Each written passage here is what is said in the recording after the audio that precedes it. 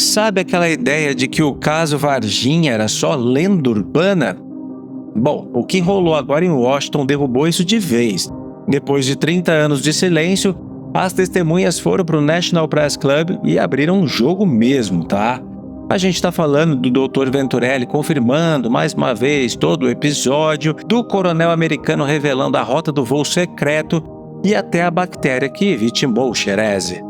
Eu separei os melhores momentos aqui, sabe? Eu cortei as partes da tradução, legendei para ficar legal de assistir e também, claro, para ficar documentado aqui no canal essa live histórica. E o negócio tá sério mesmo, viu? A gente se vê em um próximo vídeo. Se liga aí. This conference addresses the existence of non-human biologics, defined as biological specimens or bodies of a technologically advanced non-human intelligence. The first-hand witnesses here with us today will describe their personal encounters with live, advanced non-human beings that were discovered in the immediate aftermath of a UFO crash outside Varginha, Brazil in 1996.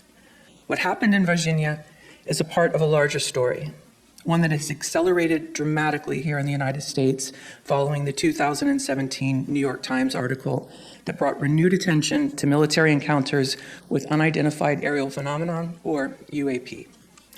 Since then, Congress has held 4 open hearings on UAP, an unprecedented step, while the Department of Defense has released congressionally mandated reports from its UAP task force. Bipartisan legislation has established new oversight and reporting pathways, with additional measures still in development. Members of Congress are pressing for greater transparency and whistleblower protections, while highly credible intelligence and defense insiders, many testifying under oath, have reported on deeply classified programs tasked with the recovery of crashed UAP and the preservation of biologics held within ultra-secret legacy programs. In light of this momentum, the public's right to know becomes central. Evidence that we are not alone should not be classified. Confirmation of the existence of life beyond Earth, I think we all agree, belongs to every human being. And with that, I'd like to introduce Kirk McConnell, to help us understand what's been happening behind the scenes to bring this ecosystem of secrecy under congressional oversight. We are honored to welcome Kirk McConnell. I served for 37 years on the staff of the Senate Armed Services Committee, the Senate Intelligence Committee, and the House Intelligence Committee, retiring from government service almost 2 years ago. I was among the staff from the Senate Armed Services Committee and the Senate Intelligence Committee who collaboratively investigated the UAP issue on behalf of the senators from both parties on both committees after the seminal articles from the New York Times in 2017 that Karin mentioned and that I'm sure all of you are aware of. As extraordinary as the claims sound of the witnesses that you will be hearing from today about a crash retrieval and the recovery of non-human beings from Varginha in 1996, behind the scenes, similar reports have reached senators and staff conducting the investigation that I referred to. Many of you in attendance today or tuning in to this event are familiar with the public statements of now Secretary of State and National Security Advisor Marco Rubio, who has been very outspoken on this matter. As Vice Chairman of the Senate Intelligence Committee, he clearly conveyed how seriously he takes these allegations. He and other senators held meetings and interviews in so-called sensitive compartmented intelligence facilities, SCIFs, over a period of years with very credible sources reporting both direct and secondhand knowledge of the reality of highly intelligent non-human beings. Government retrievals and reverse engineering of craft not made by human beings, and the recovery of bodies of non-human beings. These reports alleged hidden government activities, like those you will hear about today, stretching across many decades. What these folks are going to tell you today in person and remotely are astounding, but they're not the only credible testimony about such events. Thank you. Anyway, thank you, Kirk. We look forward to hearing your closing remarks.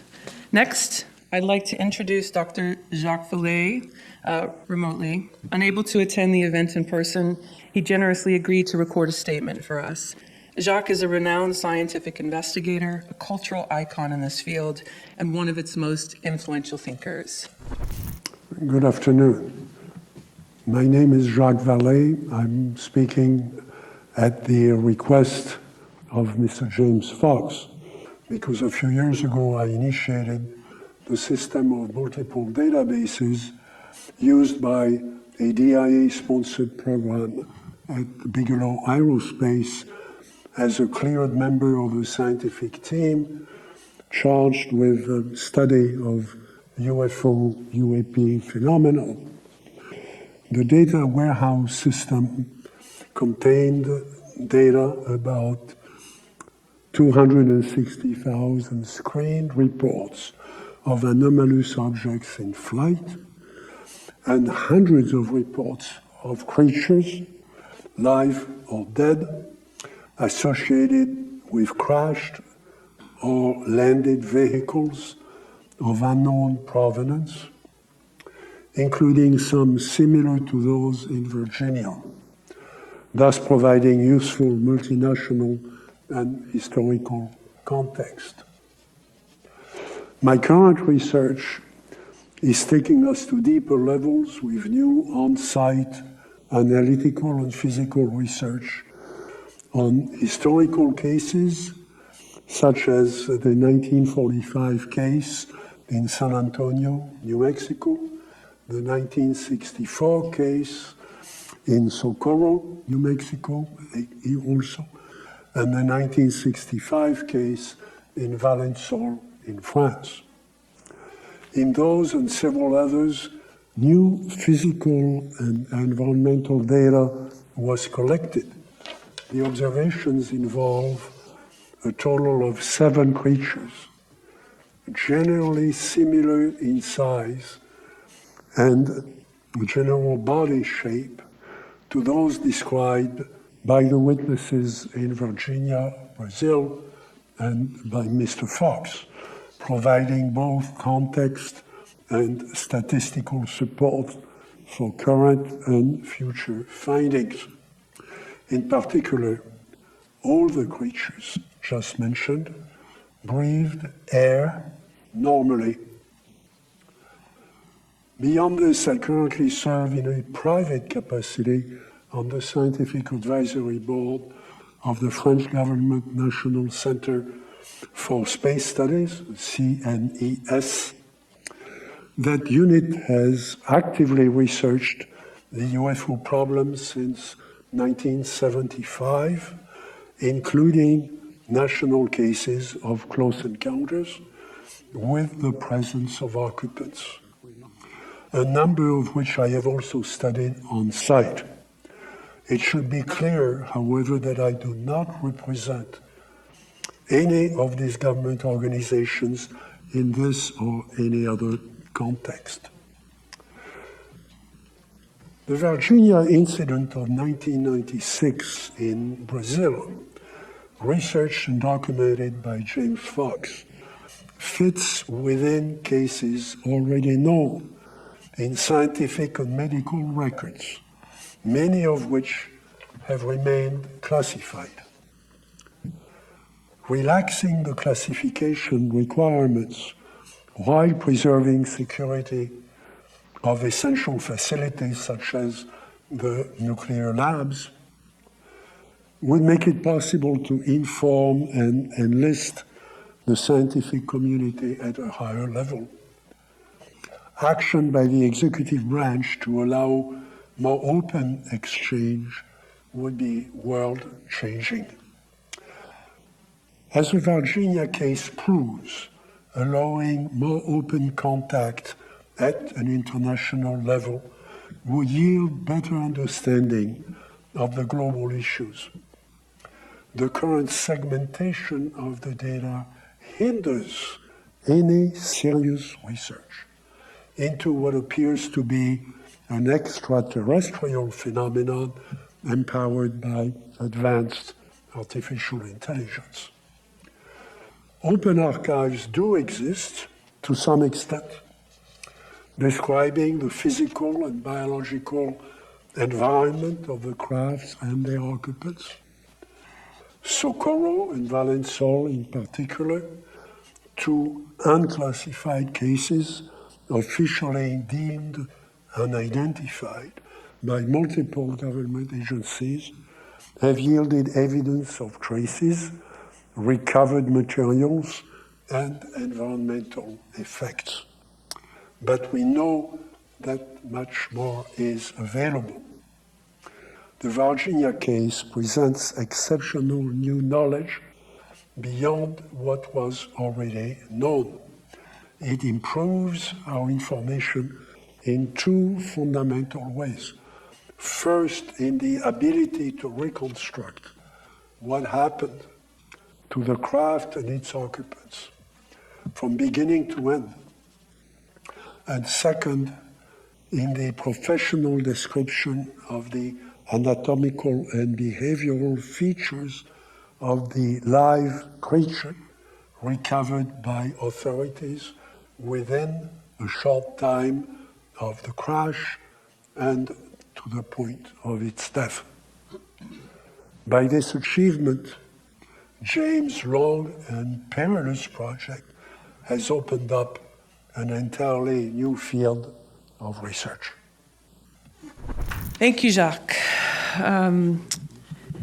His perspective, of course, reminds us of the long arc of inquiry that has led us to this very moment. It's now my honor to introduce James Fox, the documentary filmmaker who spearheaded today's event. His work has consistently centered the human experience within some of the world's most provocative UAP cases. James, at 28 years old, completed and sold his first documentary on the UFO subject to Discovery Communications.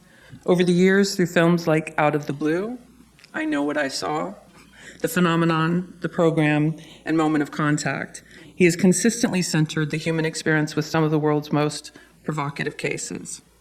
James' most recent work, Moment of Contact, New Revelations, returns to the 1996 Virginia, Brazil event, often described as one of the most compelling crash retrieval cases involving multiple live non-human beings of advanced intelligence. For over 2 decades, he and his team have chased down the facts and witnesses to the incident. He's been deeply committed to documenting their accounts with respect and to preserve their voices for future generations. Ladies and gentlemen, James Fox. Thank you, Karin. And welcome, everyone. Thank you so much for being here. And there was a colossal undertaking to get these gentlemen from Brazil here. If I say I had to walk on water and move mountains, that would be a huge understatement. So thank you, everyone, for being here and for all your efforts. We're just informed that Congressman Burleson has just arrived. I don't know how long he's going to stay with us, but I'm hoping there he is. Welcome, Congressman. Thank you so much. We also have a sitting member of the Senate, Senator Geraldo from Brazil, who's standing here. Can you stand up, please? Yep, he's here. Yeah. So we will be introducing Congressman Burleson. Would you like to give a quick statement now, or would you like to wait till a little bit later? Come on up, please. I'll finish mine afterwards. Excellent. Thank you for all your work. Thank you so much, Congressman. So my work has taken me around the world investigating some extraordinary allegations of UFO encounters, now referred to as UAP, unidentified anomalous phenomena. But what brings us here together today is what I consider, and many others, the most compelling case in modern history. In January 1996, in Varginha, Brazil, numerous witnesses reported a cigar-shaped object in distress, which ultimately crashed in a field, Maiolini Farm, just outside the city of Varginha, Brazil. Several days later, on January 20th, 3 girls outside the city, ages 14, 16, and 21, came within a few steps of an otherworldly creature cowering in broad daylight against a wall in a vacant lot. Over time, it was revealed that the Brazilian Fire Department and military police captured 2 non-human beings on that same day. According to multiple Brazilian government officials, the crash debris and non-human beings, likely one still living, were flown out of Brazil within days by U.S. Air Force and presumably remain in the possession of a secret U.S. government classified research program. More and more witnesses are coming forward because courage is infectious and there's strength in numbers. This investigation is far from over. We are encouraging a coalition between officials from the U.S. and Brazil to acquire additional records, including potential video and photographic evidence of this case. I believe in this case because this could settle the debate once and for all that we're not alone. I'm very grateful to our Brazilian witnesses taking the time to come all this way to be here with us today. As I said earlier, we had to move mountains and walk on water. The Brazilian statements will be translated by Aline Klaas, who's right here, and who co-produced a New Cut, A Moment of Contact, and was instrumental in making this conference happen. Thank you, Aline. I'm going to mention Carlos de Souza, who's here as well, who was the initial crash witness. We took years to track him down. Yeah. He gave one brief statement in 1996 to a researcher named Claudio Covo, and then he vanished for the better part of 26 years. And I remember we were going to include a segment in the phenomenon, a film I did. And at the end of the day, we were like, we got to find more witnesses. We scrapped the whole idea and ended up making a movie. But we found him, and a year or two later, we got him to come forward and share his story. He's one of the earliest civilian witnesses to the events surrounding the Varginha crash. He's a former businessman, a longtime geography teacher, and an experienced ultralight pilot. Carlos made one public statement, as I said earlier, and then he vanished. So we're very grateful to have Carlos here with us today. Carlos, please.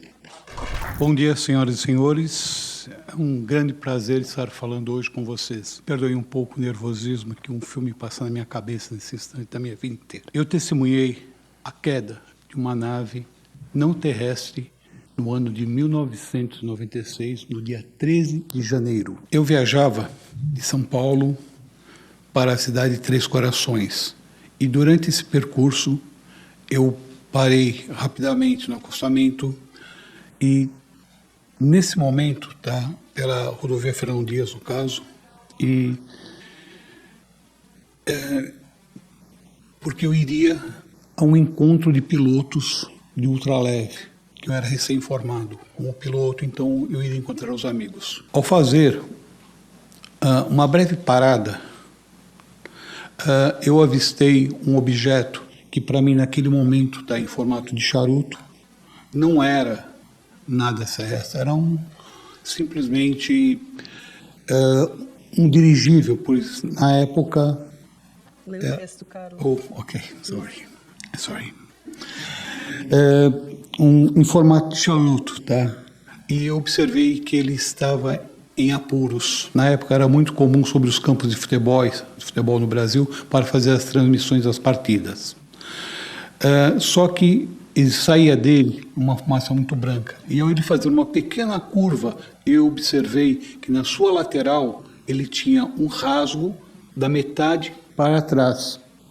E ele estava rapidamente perdendo altitude. Logo pensei, como piloto, que os ocupantes estariam em graves problemas, porque só quem é piloto sabe o desespero que dá você estar numa nave com problemas ou numa aeronave com problemas.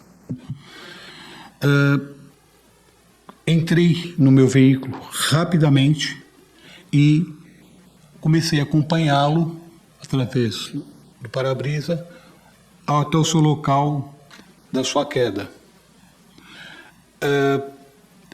Na esperança, na verdade, de ajudar quem estava lá dentro. Ao chegar no local da queda, eu estranhei de início, porque o esperado era um cheiro de combustível, ou querosene, mas havia um cheiro de amônia e ovo podre, muito diferente, que ardia muito meus olhos, queimava meus olhos. Então eu subi a camisa para poder respirar, que eu não conseguia. Metade da nave desse objeto, tá, que no caso para mim ainda era um dirigível, estava encostado numa árvore, e a outra metade traseira eram vários destroços. Nesse momento, rapidamente chegou vários veículos militares. Nesse momento estava eu estava no meio dos destroços, onde houve aquele negócio. Esses fragmentos, tá, eu levei baixei e peguei na minha mão. E eu observei que ele era muito leve, não tinha peso nenhum. Parecia um papel alumínio, aquelas folhas de papel alumínio bem fininhas. E amassei ele. Ao soltá-lo, o que eu tomei um susto gigantesco, ele voltou ao formato normal. Meu Deus, o que é isso? Nesse exato momento, um soldado do exército, da ESA, se mais preciso, no Brasil, veio em minha direção com um rifle, tá? E começou a gritar, vai embora, vai embora. E no que ele deu impacto, tirou de mim esse fragmento, ok? E eu respondi para ele, não, eu não vou. Tem gente caída lá, machucada, que para mim até aquele momento não fazia sentido. Para mim era, ele vai embora. Vai embora. Eu falei, não vou. Ele deu um passo para trás, levantou a arma, engatilhou, apontou para minha cabeça. Eu não estou pedindo, eu estou mandando, eu vou abrir a tua cabeça no meio se você não for embora. Virei-me imediatamente, tremendo, morrendo de medo, sem entender nada. E estava muito assustado mesmo com tudo aquilo. Saí do local imediatamente, que não tinha o que fazer, estava com medo, né, não entendia nada. E caminhei até um posto de gasolina, porque eu falei, vou tomar um café e me acalmar. Tudo aquele negócio era demais para minha cabeça. Sorry. Desculpem-me. E para me recompor, fui ao posto tomar um café para me recompor.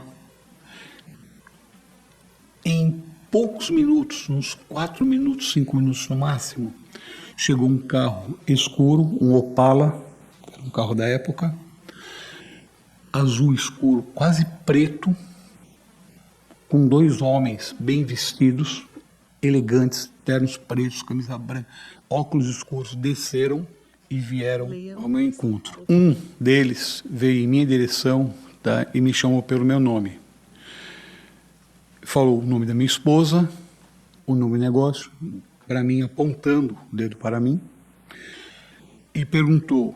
Eu perguntei para ele, falando se eu era o Carlos Souza, se eu era isso, e apontando ele para mim. E eu perguntei para ele, quem é você? Não te conheço. Ele respondeu frio e simplesmente, você não viu nada, você não sabe de nada, ou você terá sérios problemas o resto da sua vida. Partiram rapidamente. Nesse momento, eu peguei um papel aqui, guardanapo de limpar a boca, com uma caneta, para anotar a placa do veículo. Porque, para mim, quem eram aquelas pessoas para falarem aquilo? Só que ao chegar na porta do estabelecimento que eu estava tomando café, quem falou que o carro tinha placa? Não havia placa no veículo. Eles simplesmente partiram. Imploro a todos os presentes aqui, após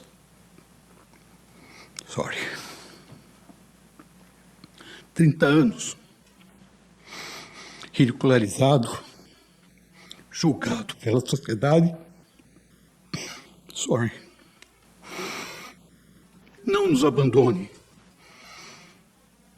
novamente. Permitam que a verdade venha à tona.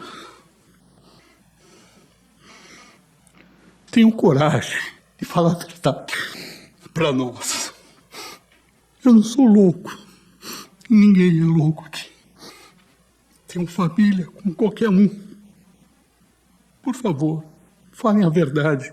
Aquele que sabe, as autoridades. Só penso isso. Obrigado. Obrigado a todos.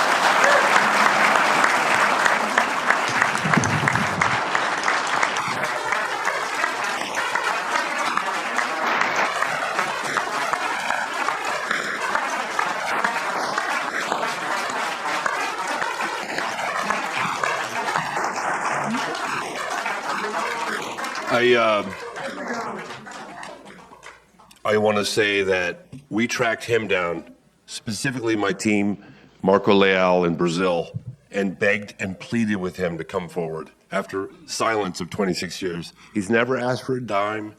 He's not trying to sell anything. Like, wow.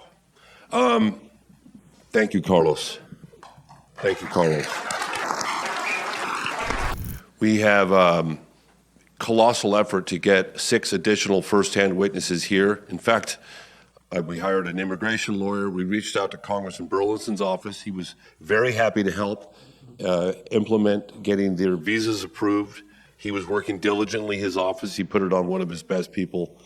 And unfortunately, 6 visas were denied. So we rushed back just a couple weeks ago, Alini and myself, covert mission, went back to Brazil with the help of the local government and got access to an official building with a podium and flags. And we recorded statements from all those that had their visas denied. So that's the story behind why we're presenting it. They wanted to be here in person. They tried everything to be here in person. We worked on it for the better part of 9 months. And again, I'll remind you, the QR code allows you to download, free of access, use it anywhere you want. Right there by the doors, there's another one by those doors. It'll give you full access to all the videos you're about to see. And I ask you to please spread them far and wide. They're all yours, they're everybody's. So we're gonna, without further ado, we're gonna show you 6 additional statements from first-hand witnesses right now that were unable to be here. Thank you. Eu juro que o que eu vou dizer é simplesmente a verdade e nada mais do que a verdade. Meu nome é Fábio Furtado e em janeiro de 1996, eu e meu amigo que estávamos na fazenda que trabalhávamos em Três Corações, vimos um objeto voador não identificado. Um objeto que não era normal para a época, uma coisa que a gente nunca tinha visto. Ele fez movimentos sem nenhum tipo de curva, subiu e desceu, fez um Z no ar e desceu atrás do morro, na frente da nossa fazenda que nós morávamos e trabalhávamos em 96. O objeto ele era cilíndrico, era o tamanho mais ou menos do micro-ônibus, e o movimento que ele fez no ar, eu nunca vi se repetir isso, nem nos dias atuais, nas aeronaves mais tecnológicas que nós temos hoje. Aquele objeto fez um pouso, e no dia seguinte, eu fui lá para conferir, e vi um amarelado no chão. Ali eu tive aquela certeza, percepção, que aquele objeto não era desse mundo. Eu juro que eu vou dizer aqui agora é a verdade, somente a verdade. Meu nome é Liliane Silva, tenho 46 anos, sou professora na educação infantil. No sábado 20 de janeiro de 1996, a mais ou menos às 3h20, eu, Valquíria e a Kátia, ao cortar caminho, vindo do trabalho, observei no muro uma pichação, onde embaixo dessa pichação de uma trave de futebol, eu avistei uma criatura, estatura baixa, com os olhos vermelhos, a pele marrom, como se tivesse passado um óleo, umas veias que saíam do pescoço até o braço, né? E quando que eu avistei ali, eu tive uma sensação, assim, terrível, como se o mundo tivesse parado. Foram minutos, mais minutos, assim, que passou um filme na minha vida. Na hora que eu gritei para avisar as meninas, olha ali, a criatura olhou para mim, eu olhei nos olhos dela, me passou uma sensação que ela estivesse sofrendo, que ela estivesse pedindo ajuda, se escondendo de alguém ali. E assim, aqueles minutinhos que eu fixei nos olhos dela, eu entrei em pânico, não sabia o que eu fazia, só falei assim, gente, vamos correr, e comecei a correr na frente delas, né, em sentido à minha casa. As meninas olharam para ela e teve a mesma impressão, cada um viu alguma coisa, mas assim, apavorada, saíram correndo no sentido da minha casa. Juro dizer a verdade, nada além da verdade. Sou Kátia Xavier, uma das 3 testemunhas do caso Varginha. Eu estive a 2 metros de uma criatura. Foi dia 20 de janeiro de 1996. Eu, Liliane e Valquíria estávamos juntos, passando nesse terreno, e tivemos cara a cara praticamente com uma coisa muito estranha, um extraterrestre. E assim, ele me passou muito medo. Ele era marrom, dos olhos vermelhos, com a pele oleosa, uma cabeça grande, com 3 dedos na mão, um pé grande. E aquilo mudou muito a minha vida, transformou a minha vida. E me passava que estava sofrendo naquele lugar, que era que ele pedia ajuda para mim. Eu não conseguia me mexer, olhando para ele e tentando pegar alguma coisa a mais. Então eu já ia para a direção dele, tipo assim, eu vou ajudar ele, né? Não pensei assim em consequência. Eu vou ajudar essa criatura, essa pessoa. Quando eu fui para tomar essa atitude, a Liliane voltou, pegou no meu braço e me puxou. Foi aonde eu me desliguei completamente. Mas aí já não era mais aquela Kátia. Era totalmente diferente. Por quê? Porque assim, me transformou. Me deixou assim com sequelas de que, poxa, por que não fiz algo? Poxa, por que pegaram ele? Por eu ter falado, pegaram ele, fizeram o que fizeram com ele. Então, isso ficou marcado em mim. Porque eu sinto essa criatura junto comigo a todo momento, aonde eu vou. Então, sempre vou dizer a minha verdade. Em janeiro faz 30 anos a história. E eu nunca mudei nenhuma sílaba e nunca vou mudar. Porque essa é a minha verdade. Eu juro que o que eu vou contar agora é verdade, nada mais que a verdade. Eu me chamo Valquíria, sou uma das testemunhas do dia 20 de janeiro de 1996, onde estava eu, a minha irmã Liliane e a nossa amiga Kátia, quando estávamos indo embora do trabalho e avistamos uma criatura. Uma criatura diferente, que nós não sabemos o que era, mas era assustadora. Quando eu olhei para os olhos dela, eu senti que ela estava com muito medo. Da mesma forma que a gente ficou assustada, ela também ficou apavorada. Foi o que ela passou no olhar para a gente. E marrom, de olhos vermelhos, tinha brilho no corpo, como se tivesse passado óleo. E aquele dia marcou a nossa vida para sempre. Eu juro falar a verdade, nada mais do que a verdade. Meu nome é Luísa Helena da Silva, sou mãe das 2 meninas que viu o ser. Depois de meia hora que eu fui até no local, a Kátia chorando muito, eu cheguei até lá, vi a pegada. Tinha grama e a pegada dos dedos dele. Assim, só 3 dedos, muito comprido, assim. E só a única coisa que eu consegui já tinha sumido dali. É o cheiro daquele lugar que ficou muito e muito tempo, uns 20, 25 dias no máximo, se eu não me esqueço, no meu nariz. Então, depois do acontecido, que as meninas viram esse ser lá, eu recebi na minha casa 4 homens que eu nunca tinha visto na minha vida. Era 4 homens vestidos de preto e eles foi só entrando e foi fazendo uma proposta para mim. Se eu aceitasse aquele dinheiro, abriu a mala na minha frente, disse que a gente ia ficar milionário pro resto da vida. É um dinheiro esquisito, eu nunca tinha visto na minha vida. Era uma maleta assim, nessa altura. E nem abri, que abriu, os outros só olhavam. Que eu tenho a impressão que eles não falavam a nossa língua. Só um que falava. E falou que era muito dinheiro, que a gente ia ficar rica, que eu tinha que ir embora daqui.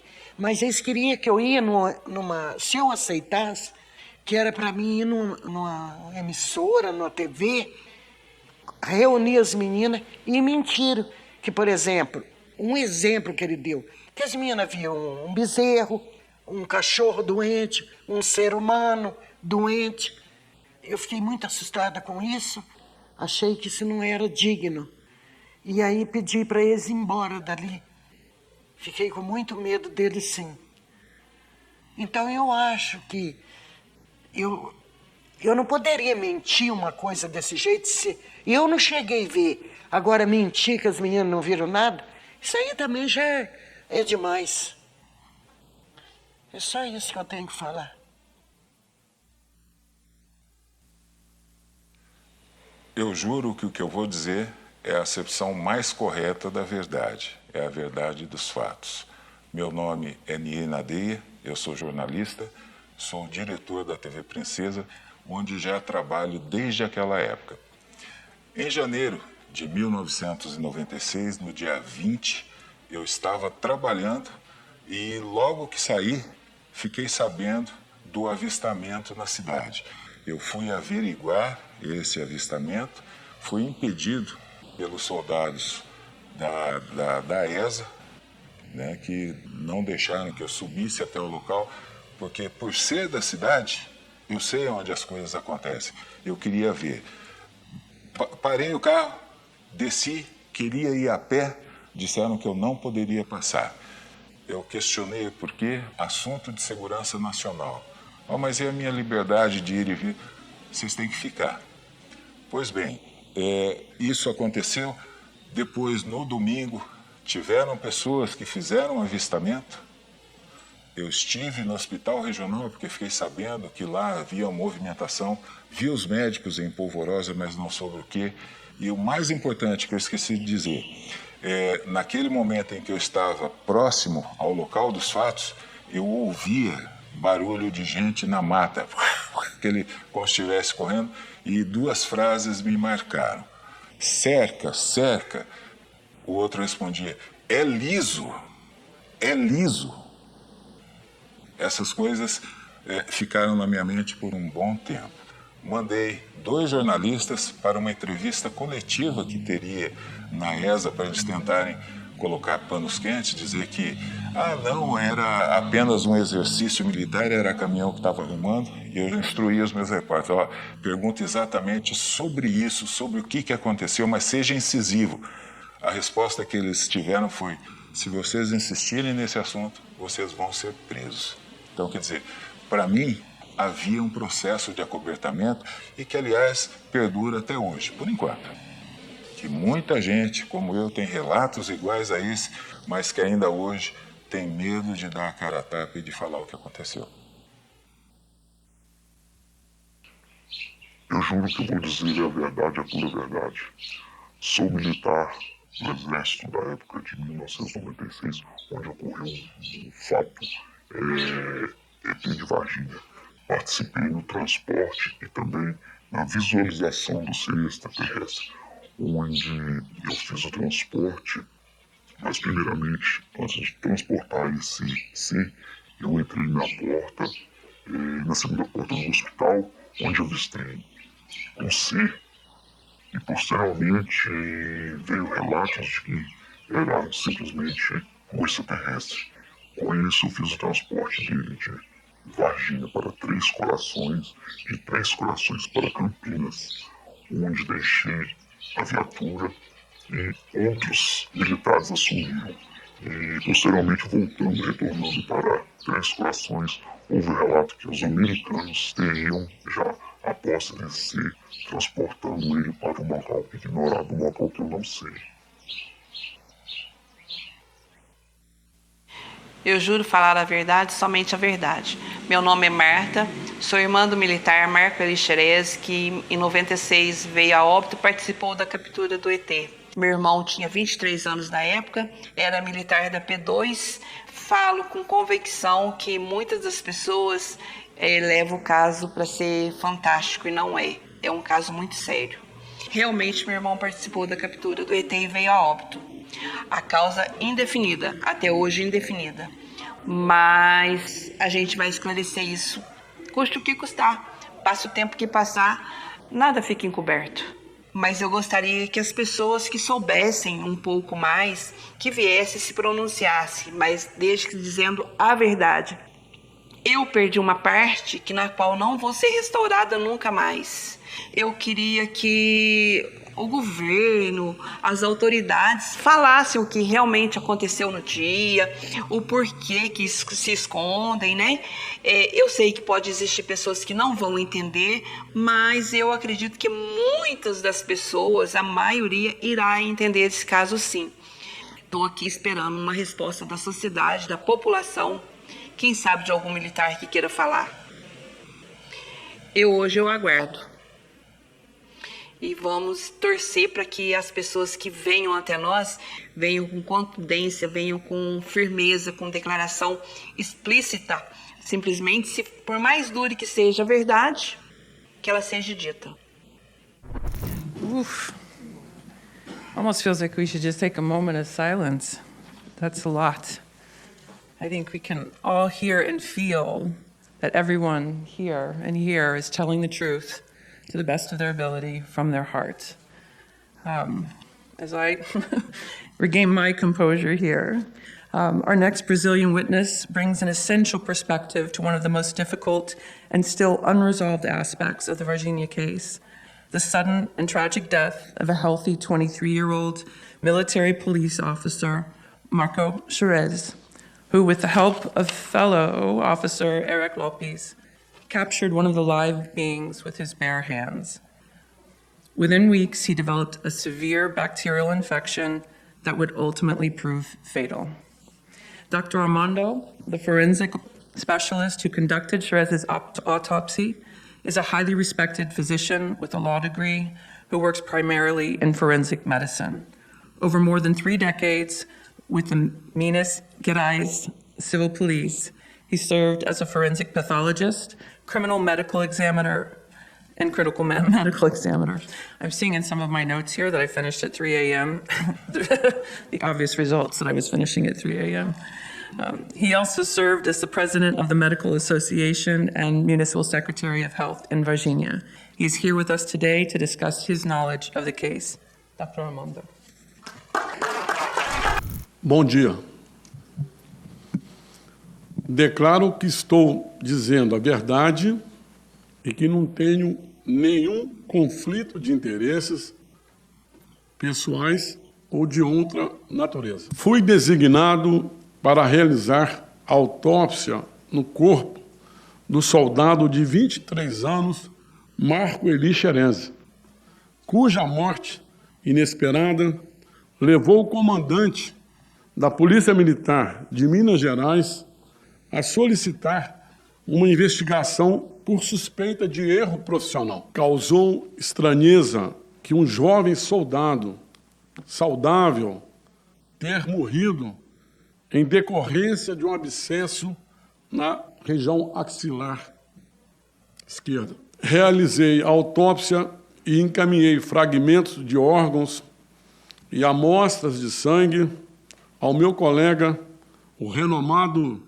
médico patologista, Dr. João Batista Macuco Janini, para avaliações laboratoriais e maiores esclarecimentos. Foi observada uma cicatriz recente na região axilar esquerda, decorrente de uma drenagem cirúrgica de uma lesão infecciosa. O paciente faleceu poucos dias depois, apesar de ter sido avaliado e tratado por outros médicos, com doses elevadas de anti-inflamatórios e de antibióticos. Como tratava-se de uma bactéria altamente virulenta e multiresistente, a infecção evoluiu rapidamente, espalhando-se pelo corpo, resultando em choque séptico e na morte do jovem soldado. Infelizmente, o médico patologista Dr. Janini não pôde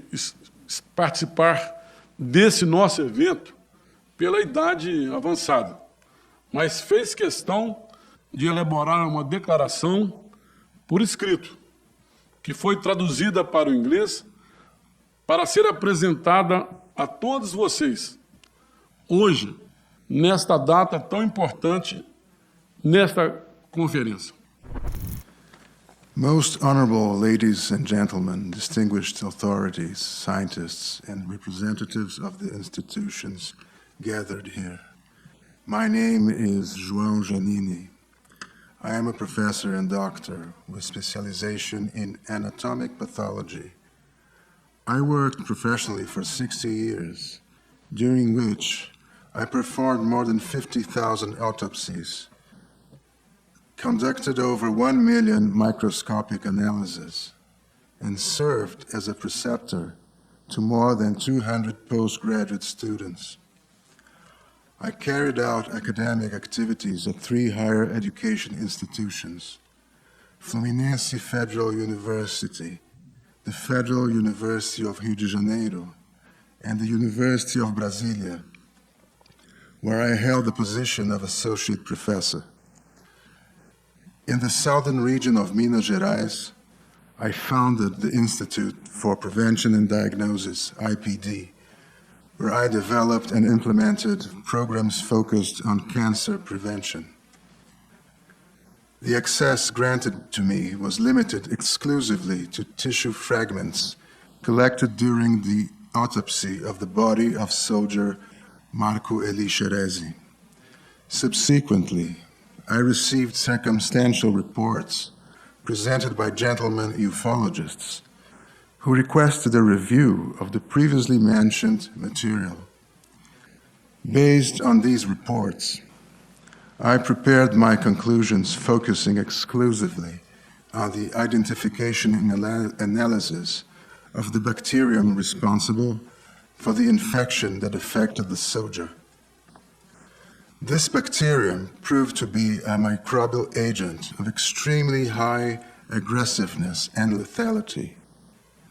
Given its characteristics, I understand that it goes beyond the limits of a conventional infection, possibly presenting itself as a highly specialized mechanism of aggression and defense, which raises the hypothesis of its alien origin. We are currently awaiting the necessary legal procedures for the exhumation of the body, with the expectation that advanced studies in molecular biology may provide new evidence regarding its mechanisms of aggressiveness, corroborating the hypothesis that it is an organism of extraterrestrial origin. If confirmed, such a finding would represent unequivocal proof of the existence of extraterrestrial life, implying a profound global reformulation of our philosophical understanding of existence.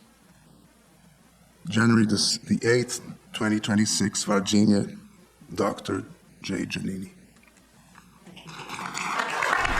Thank you, Dr. Armando. We have the distinct honor of, as I've announced earlier, Senator João, who's here, and we thought we would offer him a quick opportunity to say something if you'd like, take a few-minute break, and then we're going to present Dr. Italo, who allegedly had face-to-face contact with the creature, some level of communication for 3 to 4 minutes after we take a short little break. So, Senator, if you'd like to come up and say a little brief word, we're happy to have you here. Thank you so much. Good morning. My English is not so good, so I would like to, Aline will help me. É uma honra ter recebido o convite seu, James Fox, para estarmos aqui hoje. Eu não vim em nome do Senado do Brasil. Desde pequeno eu tenho curiosidade nesse assunto. Então eu fiz questão de vir aqui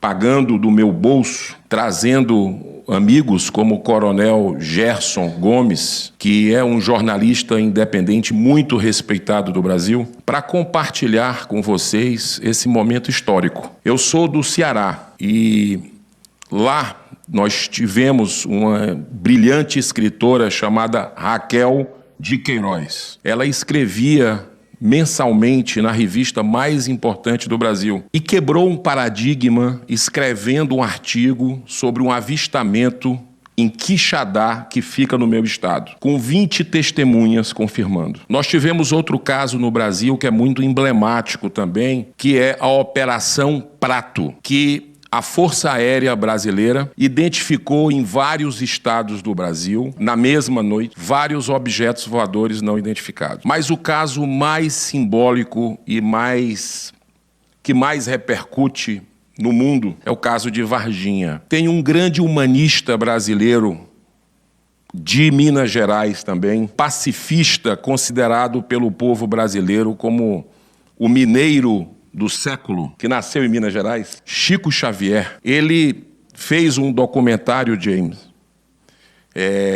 que foi feito em relação à sua fala da data limite de Chico Xavier, e ele diz que com 50 anos após o homem chegar na Lua, se nós não tivéssemos a Terceira Guerra Mundial, o mundo iria conhecer, em pouco tempo, um contato mais próximo com seres de outros planetas. E eu quero parabenizar, Jamie, pela sua coragem. Eu quero parabenizar também 2 convidados que foram ao Senado do Brasil, que nós fizemos 3 anos atrás, um evento mundial no Senado do Brasil sobre os 75 anos de ufologia. O detetive aposentado da Polícia Federal, da Polícia Inglesa, Gary Heseltine, e Robert Lambert Salas, comandante da reserva do Exército Americano e pesquisador de ufologia. Foi um evento com uma presença de pesquisadores, ufólogos do Brasil. E para encerrar, esses brasileiros aqui que estão comigo têm muita coragem. Não é fácil tratar desse assunto no Brasil, que existe o julgamento e é entendido por muitas pessoas como chacota. E nós vivemos um momento hoje gravíssimo político no Brasil, de caçada à liberdade de expressão, com presos políticos, mais de 1000 presos políticos. E falar desse assunto hoje também precisa ter muita coragem. Eu faço um apelo às autoridades americanas que porventura estejam aqui, que possam ter alguns elementos desse caso de Varginha, possam ter trazido aos Estados Unidos, que possam compartilhar conosco. Eu estarei à disposição e cobrarei transparência também do governo brasileiro para que a verdade triunfe. Muito obrigado a todos. Thank you very much. All right, final Brazilian witness, Dr. Ítalo. No, wait. Is a physician specializing in neurology and neurosurgery with nearly 5 decades of experience in both clinical care and specialized neurological procedures. He's currently the leading neurosurgeon at Regional Hospital. He maintains a private practice and is also involved in healthcare management through his medical services company. For the first time in a public setting, we are honored to hear directly from Dr. Ítalo, who will describe his face-to-face interaction with a captured living being of advanced non-human intelligence, an apparent survivor of the Varginha crash. His experience represents one of the most significant developments in the history of UAP investigations. Dr. Ítalo. Eu guardei grande segredo por 29 anos, dividindo este assunto com alguns colegas médicos, apesar de outros terem conhecimento do caso. Em 2023, revelei ao time do James Fox que tinha visto um vídeo onde havia uma criatura que não era humana. Depois de ter sofrido um ataque cardíaco quase fatal, em 2024, criei coragem para dividir mais detalhes da minha experiência, apesar das preocupações com o possível impacto na minha carreira. Naquela tarde de 1996, eu estava trabalhando no Hospital Regional de Varginha, quando um colega meu, chamado Marcos Vinícius, com uma câmera muito grande, me chamou numa sala de urgência para ver um paciente. Ao entrar na sala, me mostrou uma câmera em preto e branco que parecia uma criança deitada numa cama com uma hidrocefalia extrema. Perguntei, o que é isto? Ele apontou para uma cama onde estava deitado um ser Eu me aproximei e, ao vê-lo, imediatamente percebi que não era humano. Olhei para ele primeiramente com a perspectiva médica. Estava respirando bem, sem dificuldade, parecia não estar com dor, consciente, não estava sangrando, parecia bem, com um semblante muito calmo e tranquilo. Parecia uma criança de uns 7 anos. Um lençol coberto, até aqui, no corpo, né, até a cintura. Os olhos eram lilás, bem como o crânio. A pele era branca, os braços bem finos, 3 dedos, com o polegar opositor, não havia mamilo e uma boca pequena. Ele olhou para mim, olhou para o céu de uma janela,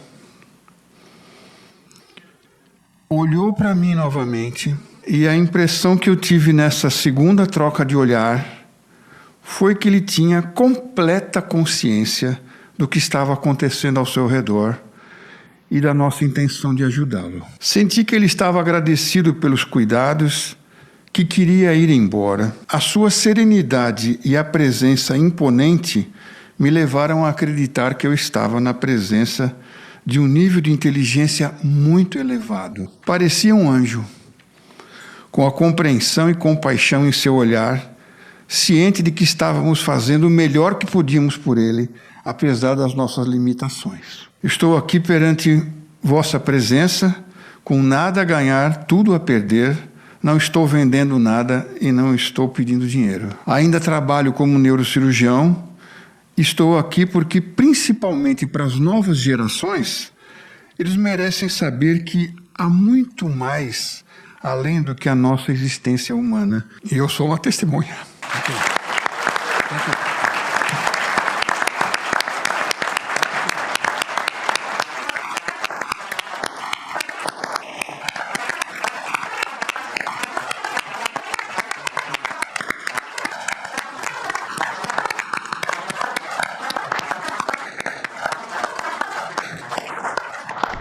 We, Marco Leal, myself and our team, Alini, we have somebody, I won't give too many details, but it's a mole in one of the hospitals. Several years ago, we meet, no phones, extremely paranoid, and this is the person you need to go talk to. If I were you, I'd go, it's like, this person saw the video. How do you know? Because I'm friends with the doctor who, So we went after Italo. He did not come after us. And we were trying to find the video because obviously that's the holy grail. If anybody out there thinks that I'm not giving it everything I've got, if I sat there and told you all the efforts to get a hold of the photographic evidence, we'd be here till tomorrow. We found Italo, and I jokingly describe him as trying to grab a bar of soap in the bathtub. It was like he would kind of respond. He seemed like he was conflicted, and then he would not get back to us. And then finally he agreed to meet with Marco Leal and do a Zoom call. I think it was like 2023.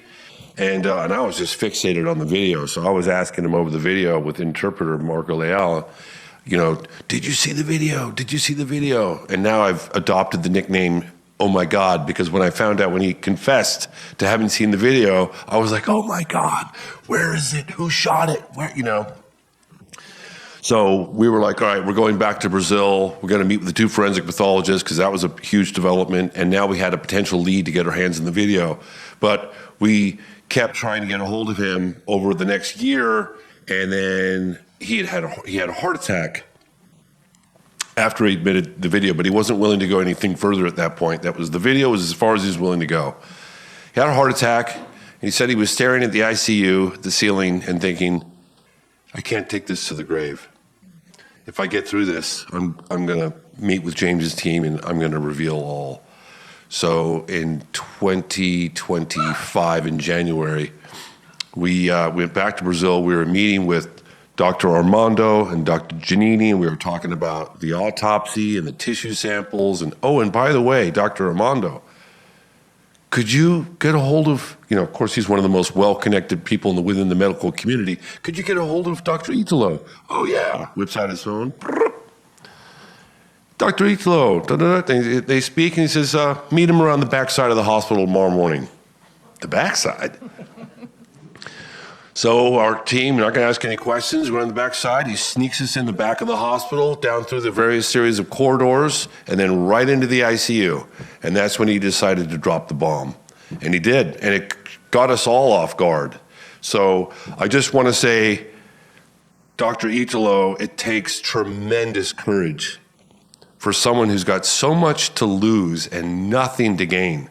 He's not making a dime. He's not selling a book. He's not trying to sell a documentary. He's still working on people's brains. So I know that courage is infectious, and it's strength in numbers. Today marks the 30th anniversary of this incident. We're going back to Brazil in a couple of days, meeting with the mayor. We're going to be giving presentations. So if anyone out there is listening to this that's involved, certainly on the American side, particularly on the Brazilian side, if you're ever thinking about coming forward, now's the time.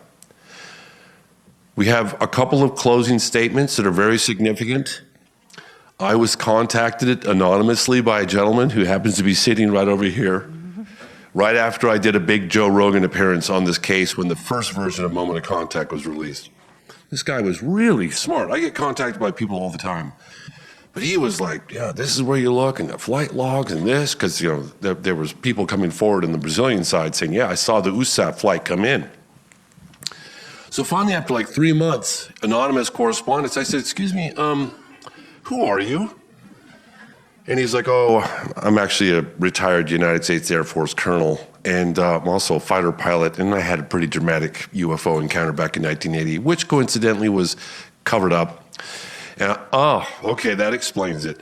So he eventually came forward to share publicly his UFO encounter, but today he's here to talk about something I feel is extremely significant, and that is this potential flight that came in from the United States of America in January of 1996. So without further ado, Colonel Clausen, thank you so much for being here today. Here we go.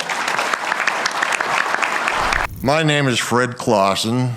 I'm a retired U.S. Air Force bird colonel and fighter pilot.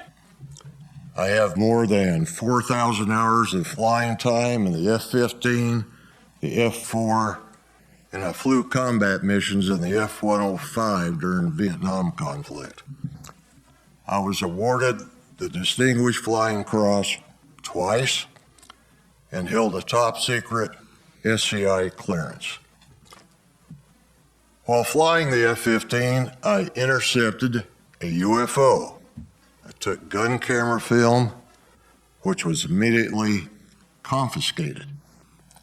But that's another story for another time. Today, I am speaking on another matter, a matter that requires world attention. According to several Brazilian authorities, including Air Traffic Controller Marco Chereze, on or about the 20th of January, 1996, a U.S. Air Force cargo plane, most likely a C-17, took off from a base in the U.S.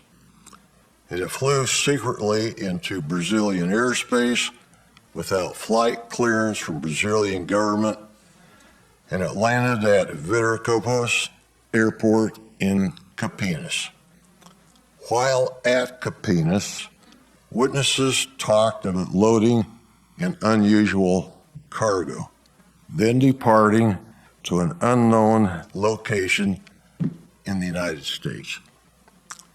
If true, I am certain that 30 to 40 Americans had direct knowledge of this flight and its purpose. I will now walk you through a potential paper trail this mission could have left behind.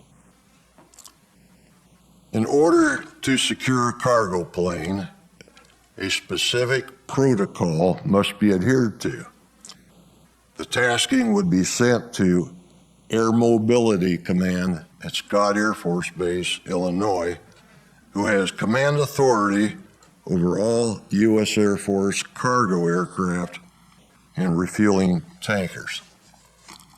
A paper trail has begun.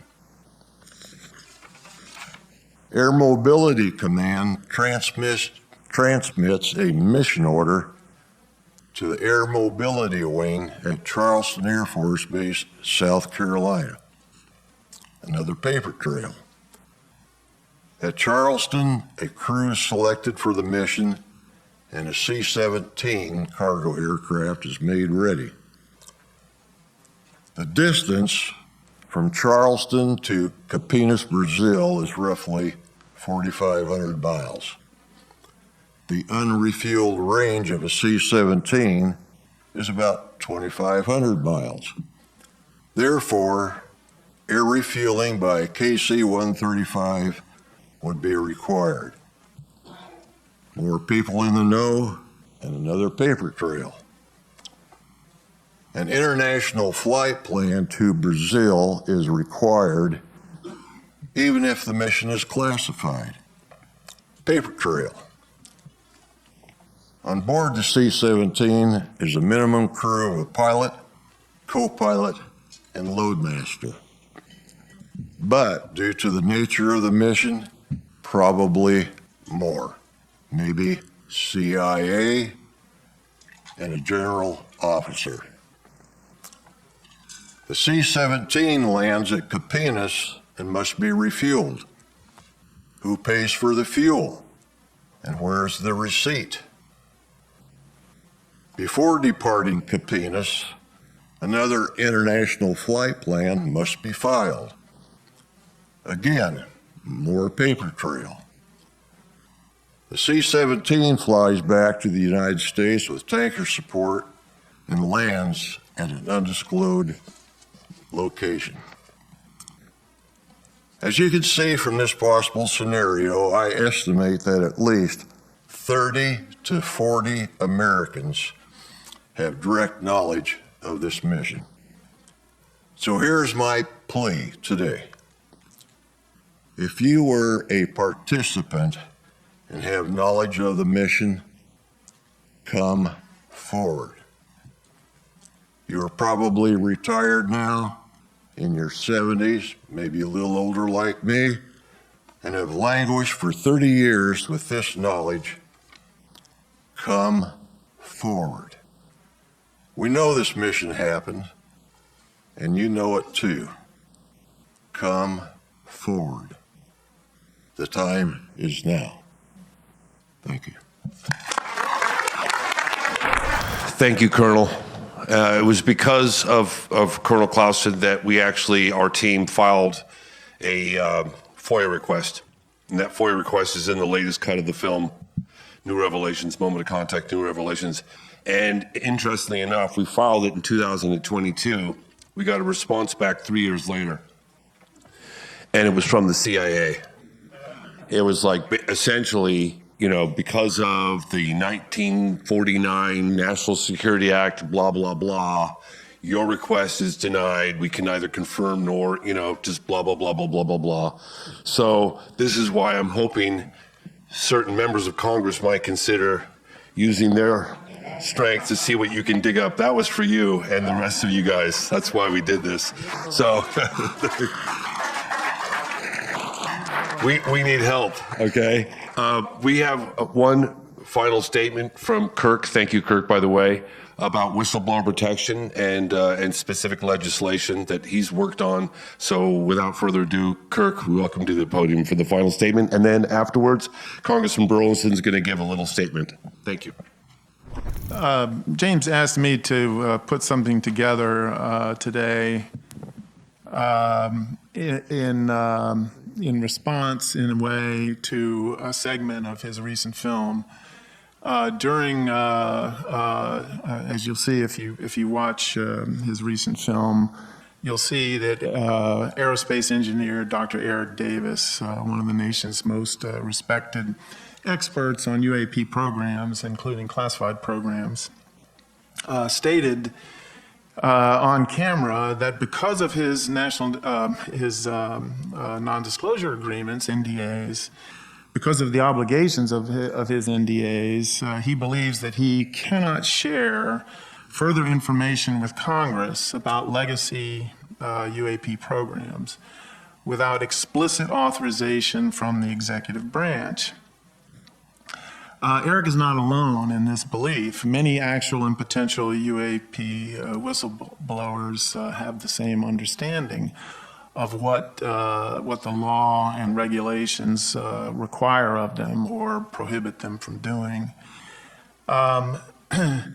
So this question of what executive branch employees and contractors are legally permitted to disclose to Congress is actually complex. And it's not so easy to summarize the entire issue of the problems that whistleblowers face in this short segment. But I'm going to try to at least give you an idea of what's at stake and what's involved. Equally complex and far more consequential for individuals is what can happen to those who do choose to report wrongdoing in classified programs that have been deliberately withheld from Congress. I want to outline several key points because Congress and the American people need to hear directly from more people with firsthand knowledge of legacy UAP programs. And right now, we're consistently informed there are many who do want to come forward, who believe Congress and the public have a right to know, but who are deterred by doing so, deterred from doing so by fear. Fear rooted in partially, at least, in misunderstanding of the law, and partly also in the very real examples and experiences of retaliation to people who have come forward. Potential whistleblowers worry about prosecution for violating NDAs, as I've mentioned. They worry about the loss, they're fearful of the loss of their security clearances, the loss of their employment, and other forms of retaliation that are very difficult and costly to challenge, even where formal avenues of appeal exist. It is true that protections for whistleblowers, particularly those handling classified national security information, are often weak in practice, despite the fact that there are laws and regulations ostensibly, well, they were passed and enacted to protect whistleblowers. Sources who possess information about U.S. government UAP activities or who have witnessed UAP events have consistently reported threats to their livelihood and even their personal safety. Harassment in some cases has been severe. It is publicly known, for example, that figures like David Grush and Lou Elizondo, who have not disclosed even firsthand information about legacy programs, have faced clear retaliation.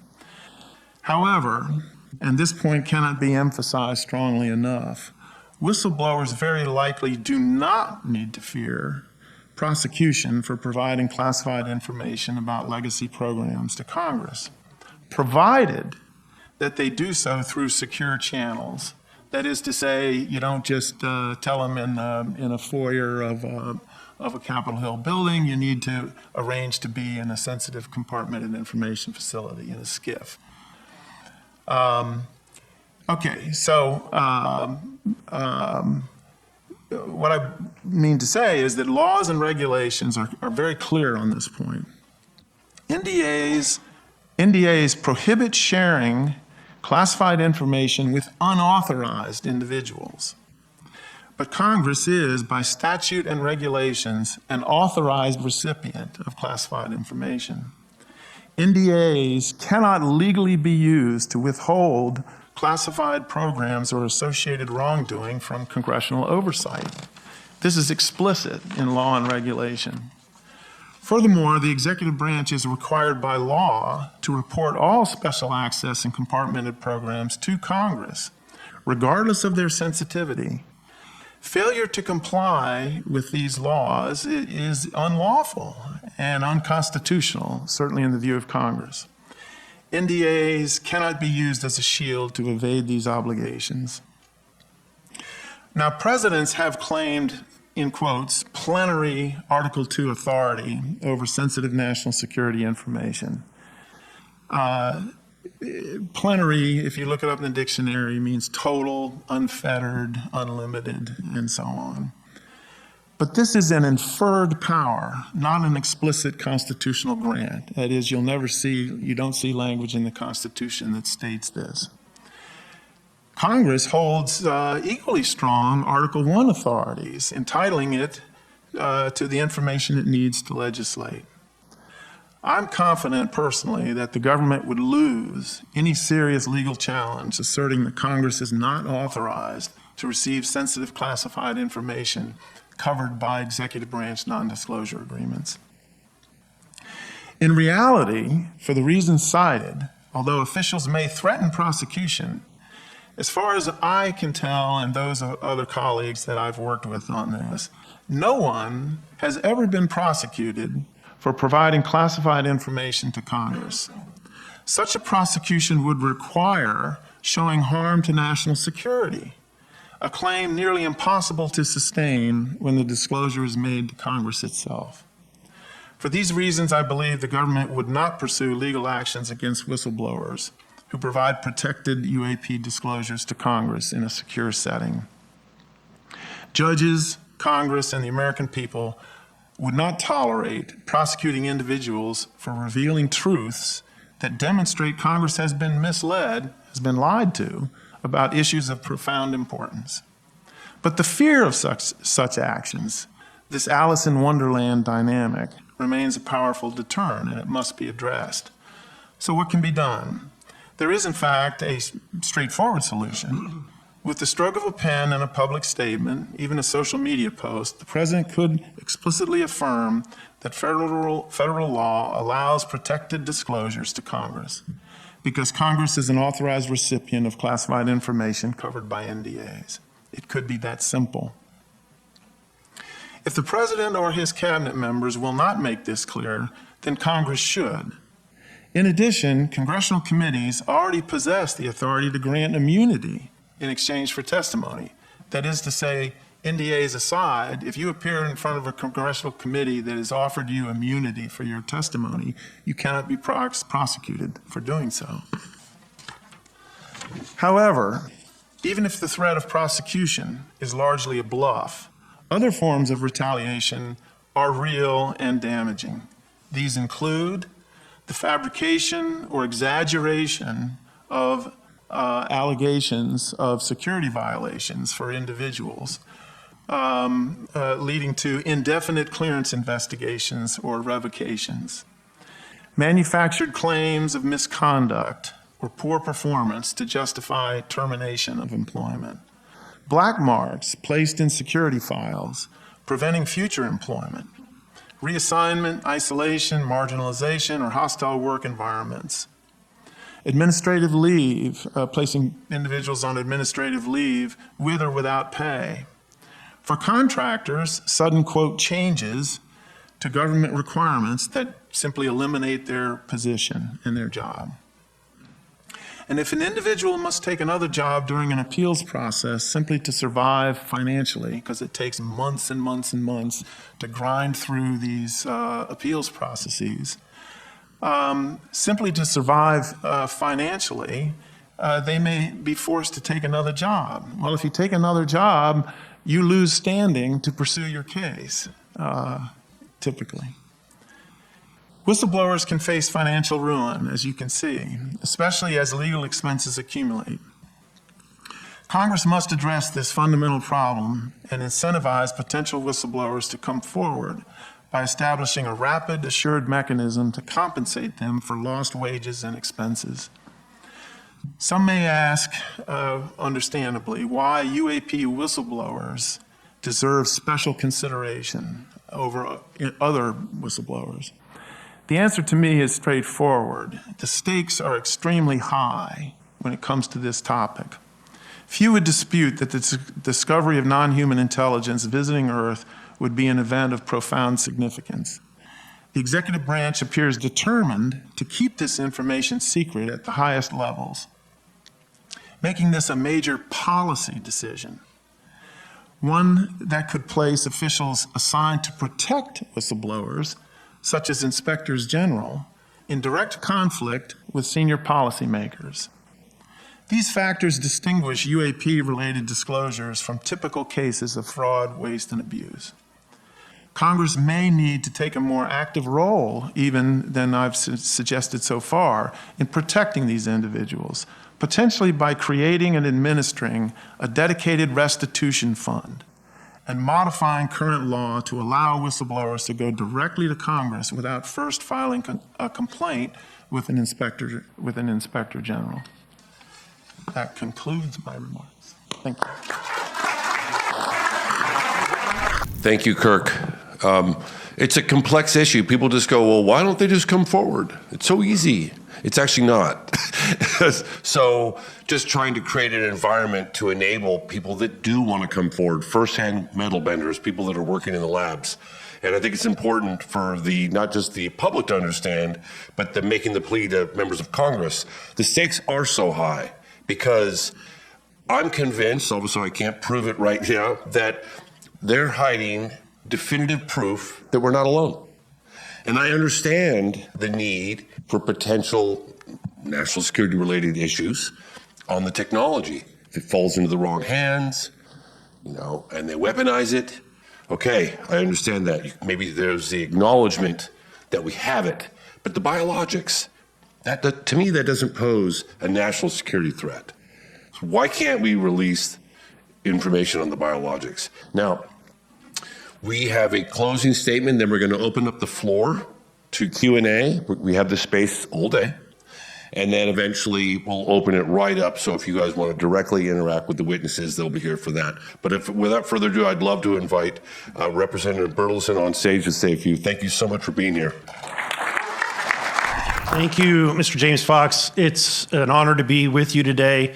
Look, shortly after the film by Oliver Stone was released about the assassination of JFK, Congress took action and passed the JFK Disclosure Act unanimously. They wouldn't have done that had it not been for an outcry from the public that was demanding answers. And it's my hope that your film and others like it will create that kind of momentum and that outcry. Because the truth is, if there's any government that's holding information about the knowledge of whether or not we are alone or not alone in the universe, that is not for any government, no matter how powerful it is, to withhold from the rest of humanity.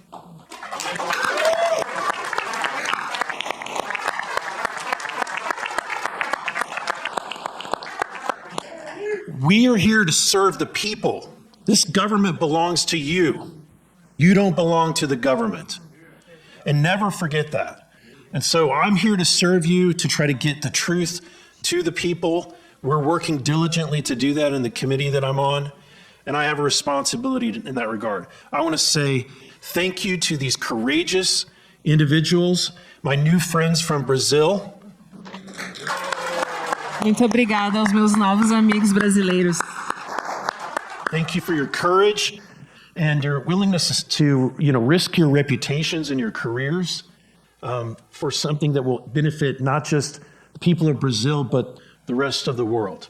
Thank you. Obrigado pela sua coragem de arriscar a sua reputação por algo que vai beneficiar não só os brasileiros, mas o mundo inteiro.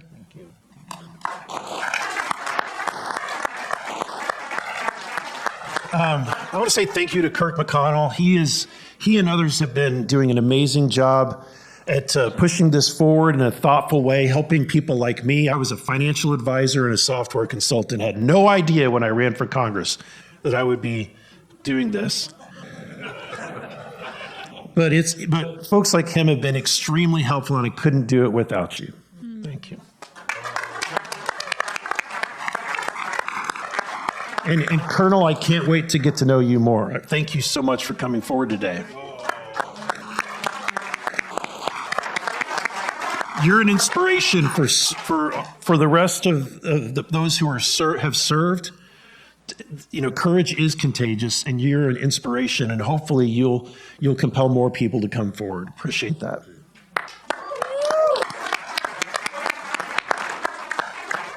We've been given marching orders. We have legislation that we need to pass. We've heard from a lot of witnesses. It's time for action, and it's time to get the receipts. So it's time to pass the UAP Disclosure Act.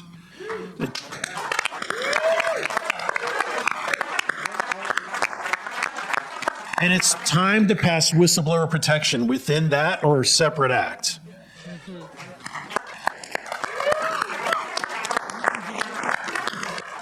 But I go back to my original statement.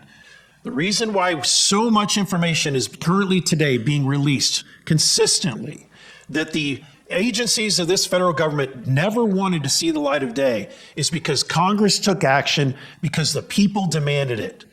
And I'm asking you, everyone here, and all the reporters here, and Leslie Keene, thank you for the brave work that you did with the report in 2017. You destigmatized. That one story destigmatized this entire topic and made it so that people could come forward. We need more people like Leslie Keene. We need reporters that are brave, that are willing to publish stories, and we need the social media warriors out there to continue to spread that information. Act and push on members of Congress, because otherwise they won't do anything about it. Thank you again, and I'm proud to serve. Thank you. Hex Nottingham from Norfolk, Virginia. I have a question for James and one for Burleson, if I may. James, are you any closer to getting the video of the Varginha case and the orange UFO that looked alive that you spoke about before? Well, for the first time, we have names of those that were in possession of it. So if that's closer, then yes, we are. But there are forces, powers that be out there that we're just trying to see who can get there faster. So, yeah. And I never give up. Case in point, I heard about the Calvine UFO photograph that was taken in 1990 from the former Ministry of Defense, Nick Pope. And I thank God to David Clark, but I never let that go. And eventually, I think it was the better part of 30 years, perhaps more. 33 years, I think it was. And then we eventually covered that in the program. But that to give you an idea, like I don't just give up. I'll keep going until I either die or I find it. Okay, my name is Whitley Strieber, and I have a question. Thank you. Thanks very much. I have a question from the Soul Foundation discussion thread for Colonel Clausen. It is that one would think if there is a secret crash retrieval program, that those people in airplanes operate outside of normal procedures, therefore there's unlikely to be a paper trail there. What about the possibility of finding a paper trail in the countries where they may have landed, such as Brazil, to refuel? Thank you, Mr. Strieber. You have the American Embassy in Brazil, and connected with the American Embassy is a position called the Defense Attaché. His job is a liaison with the Brazilian military, and he is supposed to know everything that is happening in the country of Brazil related to Brazilian military. He probably knew the day that the UFO crashed. He probably knew the blockade, and was probably aware of the United States' intense desire to come in, collect the wreckage and the ET bodies. There has to be a paper trail at the embassy. There has to be a connection from the embassy who works for the State Department to relate this information to state and the Pentagon. That would have been done by some kind of written transmission. So I believe paper trail starts there. Not only with the air crew flying the C-17, which even if it's a secret mission, they have to file an international flight plan. That's on file somewhere. The Air Force has archives at Maxwell Air Force Base in Alabama. Washington, D.C., they have archives where the FAA would keep all their archive records.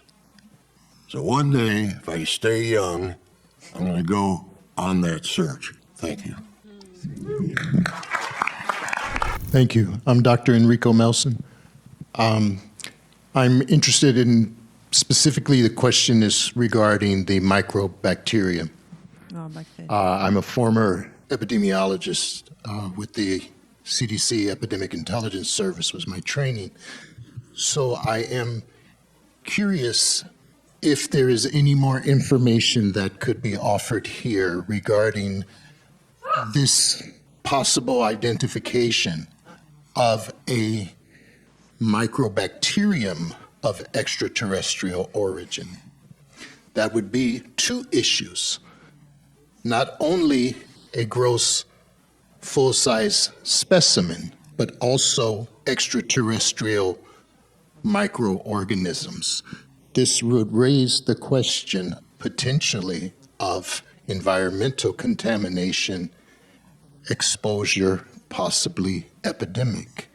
Was there any further detail available to you as the pathologist that you could share with us as to how that possibility was handled? Thank you.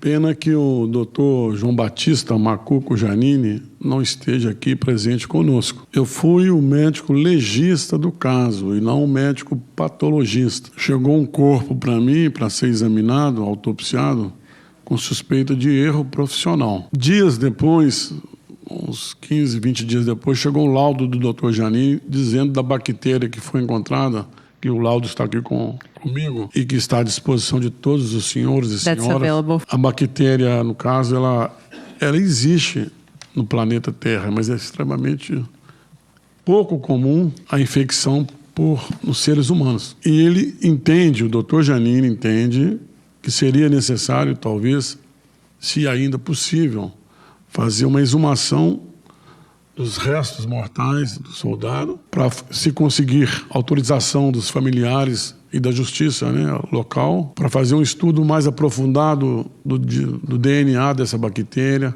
para entender melhor essa virulência, a patogenicidade dessa bactéria, que é pouco comum. O perito não cria e nem crê, mas o Dr. Giannini aventa a possibilidade de, pelas circunstâncias que têm chegado para a gente, anos depois, como foi dito aqui pessoalmente na gravação pela irmã do soldado Marco Chereze, que ele teria capturado esse extraterrestre, que talvez ele tenha inoculado essa bactéria, uma bactéria nesse soldado e provocado essa infecção que evoluiu de uma maneira muito rápida, de uma maneira...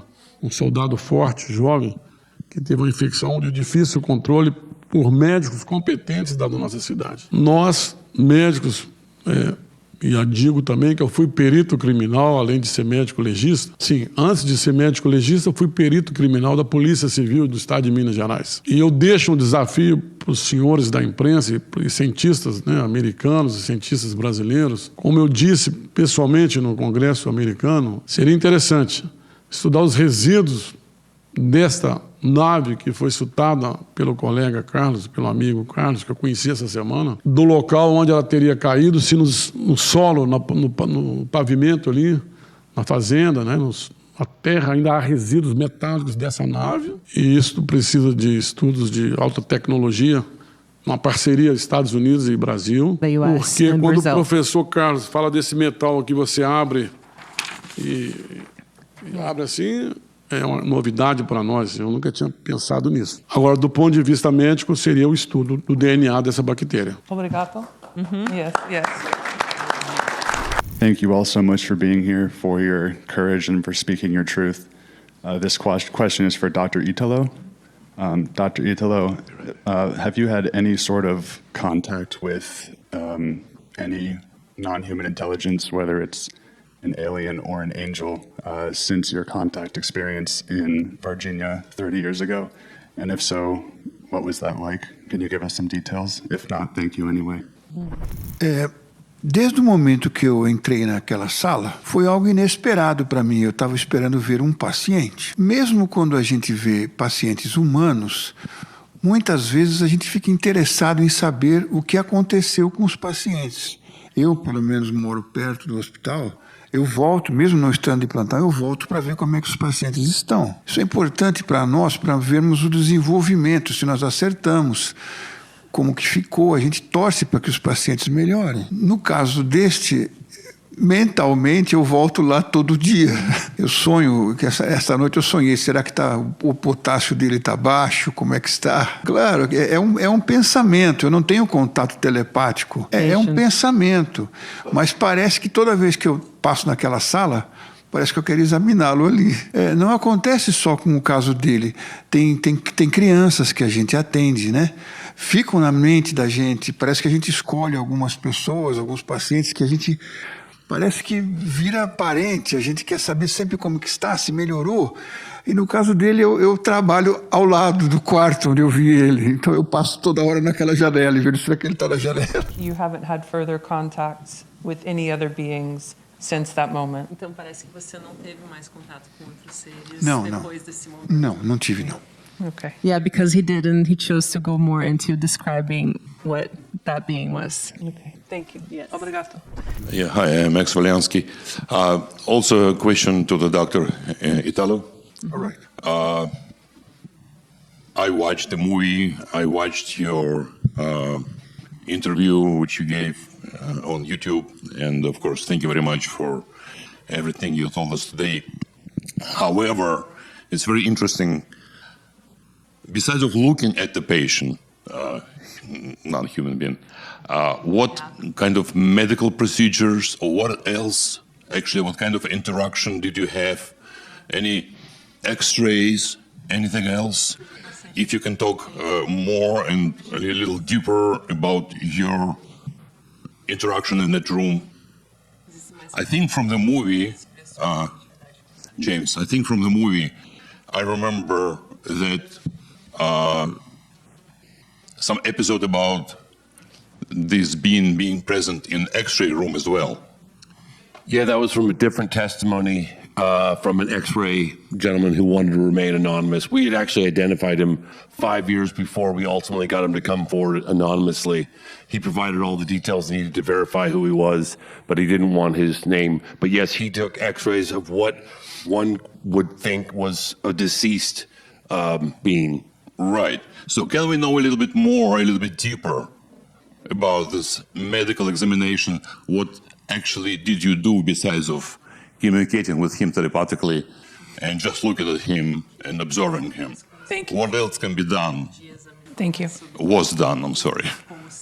E quando eu entrei, eu vi um vídeo, havia um material de pequena cirurgia. Parece que o médico tinha dado alguns pontos. Nada longo. Quando eu olhei o ser, ele estava virado para a janela, né? E nós somos treinados a olhar sob o ponto de vista médico. Se estava consciente, se estava com dor, se estava sangrando, se estava agitado. Inicialmente não, eu olhei, mas daí ele parou de olhar para mim, ele olhou para a janela e voltou a olhar para mim. Nesse segundo momento, eu já não estava ali só como um médico. Eu estava olhando ele sob o ponto de vista de outras habilidades psíquicas, cognitivas. Se estava realmente entendendo, se estava atento, se estava realmente entendendo o que estava acontecendo, se tinha orientação temporoespacial, que a gente fala. E não havia mais ali um contato médico, havia um contato assim muito entre eu e o ser, e percebia que ele tinha uma inteligência muito grande pela maneira como ele olhava. Não é quando você conversa com uma pessoa comum, a pessoa conversa com você, olha para lá, distrai. Ele olhava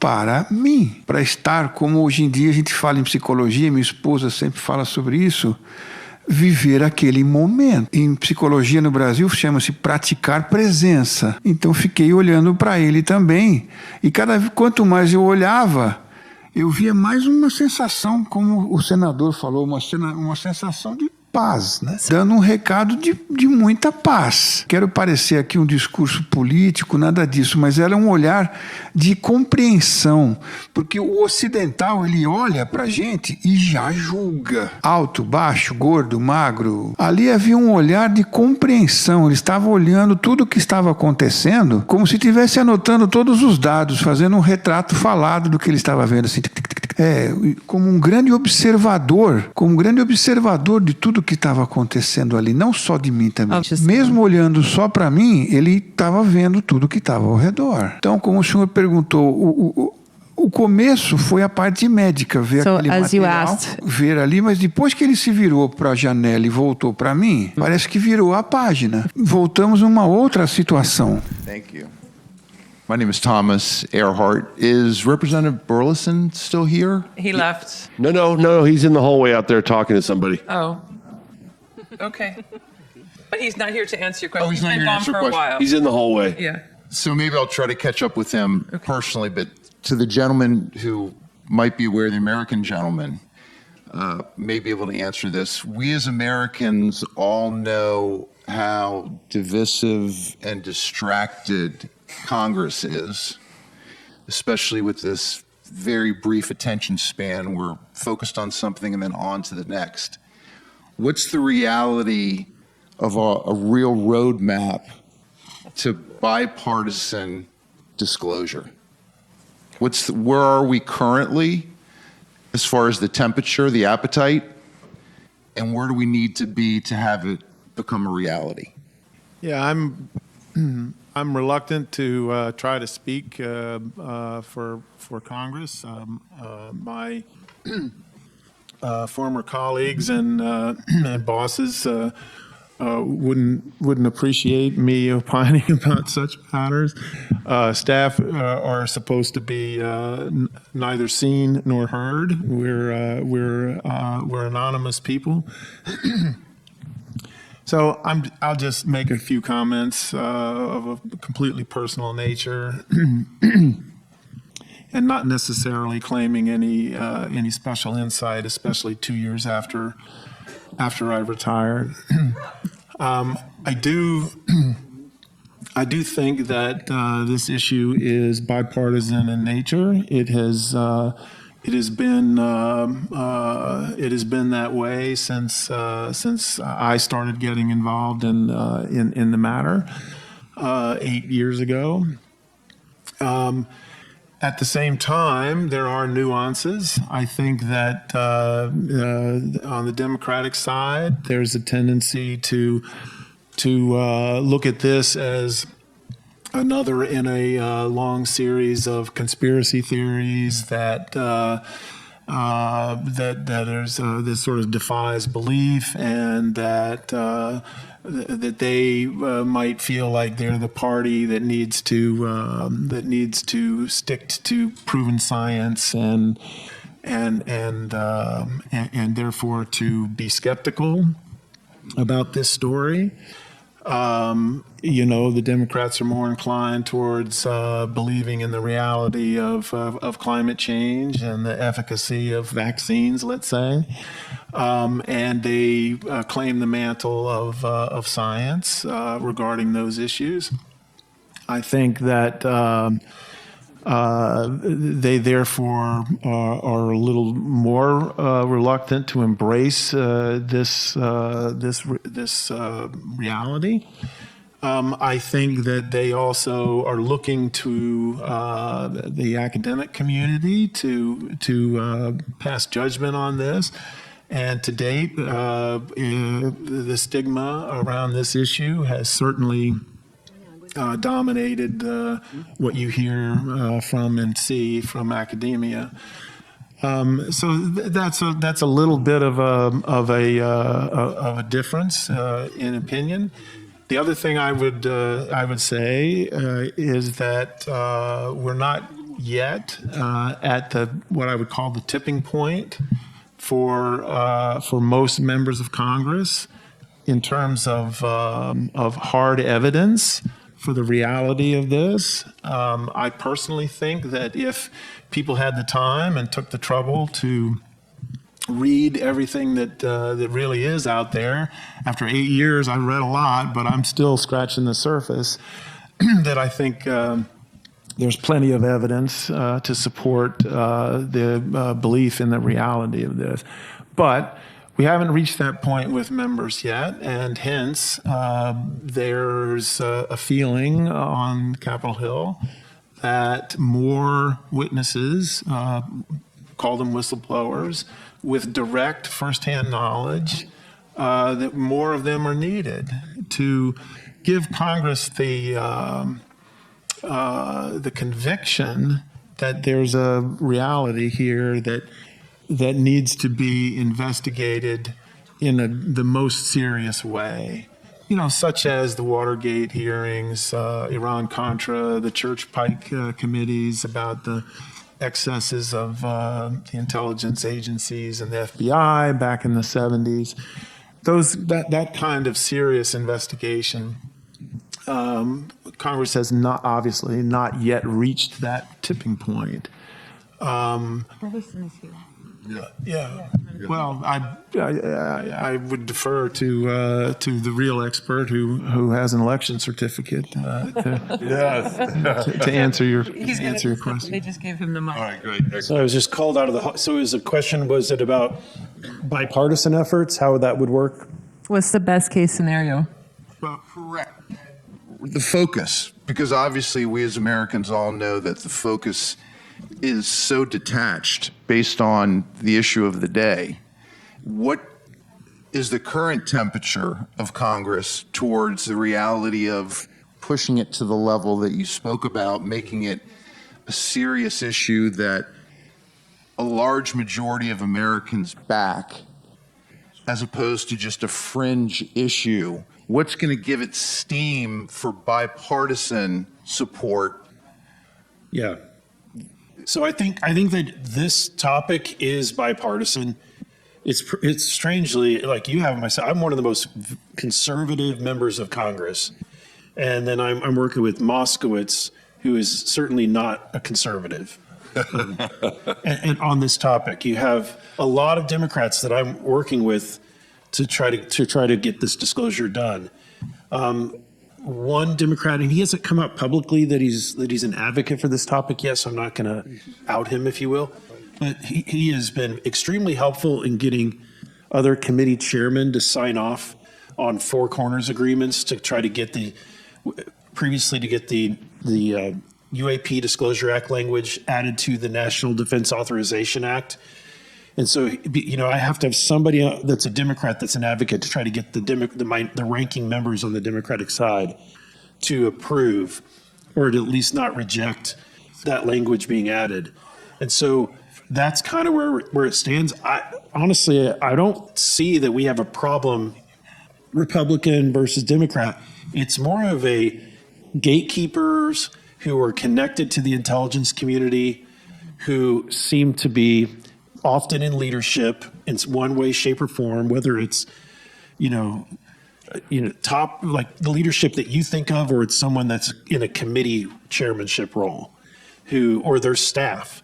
What I've learned about Washington, D.C. that's disturbing is that staff tend to run the show, and particularly, and I won't pull punches here, in a Senate when you have a lot of people that probably are one step away from a retirement home, and one wonders how do they possibly run their office? Well, they're not the ones running the office; the staff run the office. So that's kind of the situation that we're facing. It's that you've got a very difficult time identifying who the real obstacle is. So that's why it's going to take momentum and political pressure so that we can overcome that. Thank you. Thank you. My name is Evolution, also known as Donnie Chang, longtime executive producer with James Fox. This question is for Dr. Venturelli. Hello, sir. I would like to know, other than behavioral qualities, Is there anything in your medical opinion that would distinguish the creature that you interacted with from being a man in a suit? Como eu sou neurologista, eu faço cirurgia, mas fiz neurologia e fiz neurocirurgia, né? Então, eu examino muito pessoas sob o ponto de vista, até para eles serem, pelo tipo de trabalhos que eles fazem, né? Então, existe um teste de nível mental. Se concentra, se tem memória, se raciocina, se recorda, se calcula. Então, na segunda vez que eu estava olhando para ele, eu já via que ele já tinha calculado tudo. Sabia a distância, tamanho, tanto é que ele olhou para o céu, tamanho, localização, memória, porque ele voltou a olhar para mim, muito tranquilo ali, e você vai vendo que principalmente é um cálculo superior, não é um cálculo assim, um cálculo simples. Estou acostumado porque eu examino pessoas que estão com suspeita de Alzheimer, outras pessoas que passam em exames para admissão militar, e eu tenho que fazer uma série de perguntas para eles, para ver profundidade do pensamento, para ver quanto que a pessoa consegue abstrair daquilo que ela está dizendo, porque as coisas não acontecem no ponto de vista da Terra. É como, sem entrar nisso, mas como Lacan fala, real, simbólico e imaginário. O que a pessoa vê, o que ela imagina e o que simboliza para ela. Nós assistimos o mesmo filme. Eu saio com uma impressão, o senhor sai com outra impressão. Olhando ali, eu vi que ele sabia que filme que ele estava vendo. Ele conseguiu observar que filme que era. Ele conseguiu imaginar o que iria acontecer. Por isso que ele olhava toda hora para o céu, tipo, calculando o GPS dele, para se localizar em tudo que estava acontecendo. E sem querer ser místico, né? Olhava para mim e até eu escrevi uma partida de jogo de xadrez sobre isso, para poder ir falando simbolicamente, porque lá no Brasil, como o senador falou, não dá para a gente, ainda mais naquela época, eu não podia falar o que eu estava falando. Então eu digo nesse conto assim, que o primeiro lance eu nem precisei fazer, ele já sabia qual era. Então ele tinha uma percepção muito grande, sim, muito maior até do que o que eu consigo descrever. Era como se estivesse conversando com uma criança. Ele conversando e eu uma criança. Oh, so right now. Yes, go for it. You're I'm on. Brantley Milligan. This is for our Brazilian friends. Has the local Catholic Church hierarchy, the bishop or priests or deacons, expressed an opinion on the Varginha incident, either publicly or privately to you? No. Thank you. No. Hi, my name is Sinead.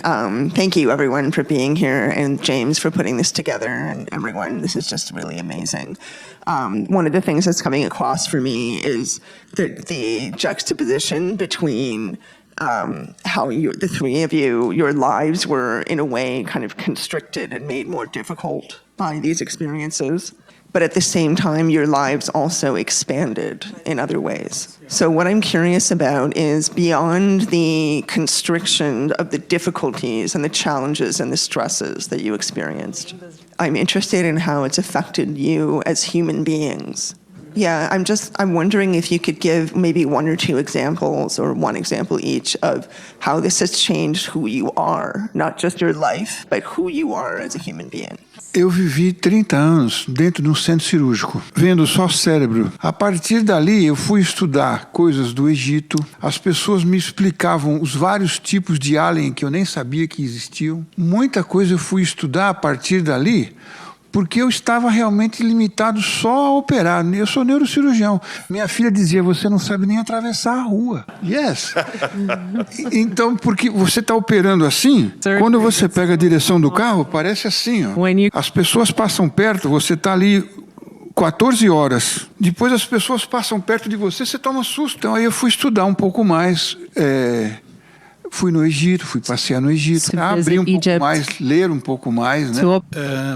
No meu caso, eu sou geógrafo e gosto muito de histórias, e sempre falo com meus alunos, a partir daquele momento que eu senti que tínhamos de expandir o conhecimento. Eu, como a grande maioria, somos muito limitados aos conceitos e coisas que são colocadas ao nosso redor e só enxergamos aquilo. A partir desse momento, a pergunta para mim, se existe vida extraterrestre, não faz mais sentido. A pergunta passou para mim a ser: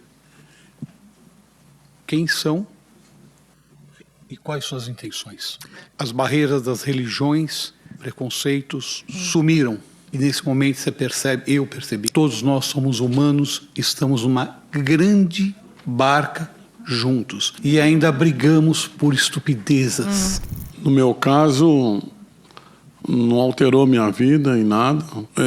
De um ano para cá, que eu comecei a dar mais atenção a esse assunto, com o depoimento do Dr. Janine e com o depoimento, o testemunho, né, do Dr. Ítalo, recentemente. Eu lembro que na época minha filha tinha muito medo de ficar no jardim da minha casa com medo do ET. Mas o que eu queria dizer é que quanto mais a gente estuda, mais a gente percebe que a gente sabe muito pouco, né? E o quanto somos insignificantes neste universo. É isso.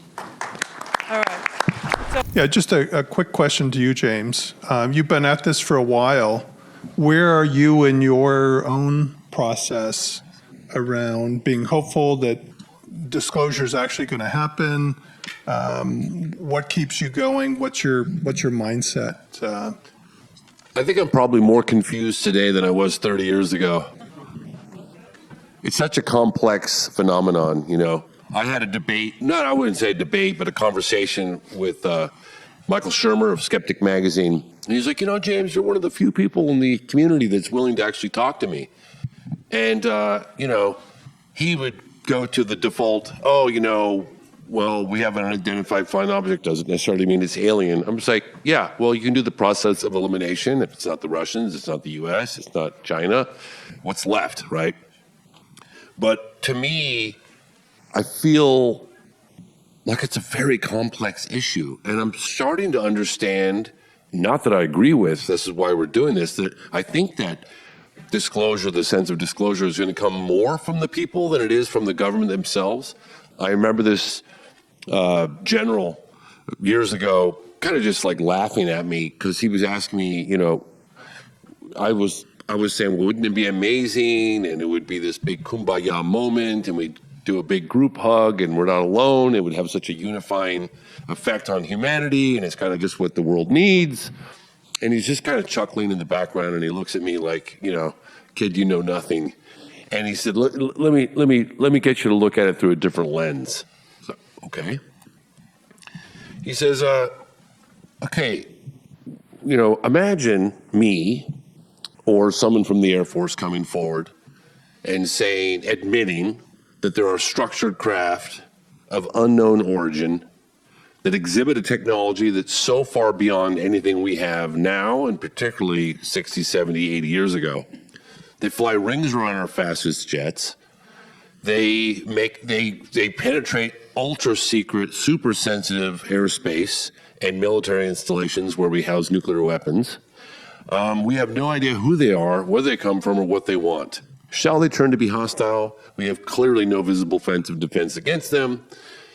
Do you honestly think, he's looking at me, do you honestly think that we're going to come and tell you that? Like, really? Like, how in any way, shape, or form would we benefit? And I could see, like, back in the day, back in 47 when, you know, Roswell happened, them wanting to kind of figure out, okay, let's huddle, let's figure this out. I'm sure that some people wanted to make it, obviously it did come out public, but I thought maybe, you know, for reasons of exposing not just what they know, but all the things they don't know, their vulnerabilities, et cetera, you know, and they'll figure it out, come forward and disclose. Well, here we are 80 plus years later, they're probably, who knows what they know? They know they're real. They know they're under intelligent control. They know there's an intelligence behind the phenomenon, but maybe that very aspect of admission of what they do know has to reveal all the things that they don't know. So maybe they're feeling like their hands are tied. I don't know. So these are such complex issues. So to ask me where I'm at today is, I think that disclosure is happening from we the people, more so than it's ever going to come from the government. And like Congressman Burleson was saying, hey, look, we need your support. We need you guys to rattle our cages. Let us know that you got our backs, and we'll get out there and we'll do the deep digging and expose as much of it as we can. So hopefully I didn't confuse you anymore with that answer. Just to add on to disclosure, I'm a 7th generation Washingtonian. Yes. So very pessimistic on this topic. Yes. I think really what needs to happen is us emulating the digital asset cryptocurrency community that created a super PAC. The super PAC then was very influential in Congress, creating representatives to create a stance on where they fall and rating those Congress people on positive or negative, and they're completely now, everyone's aware. There needs to be some accountability, sadly, through some massive super PAC that can really put the feet to the fire of congressional representatives, where Americans know where they stand on the topic. Sadly, that's the only way I think this is going to move forward. Yeah, and also I could say that it's really easy to pull the wool over the eyes of an uninformed population. When I hear explanations given for UAP incidents, I just chuckle. I'm like, you got to be kidding me!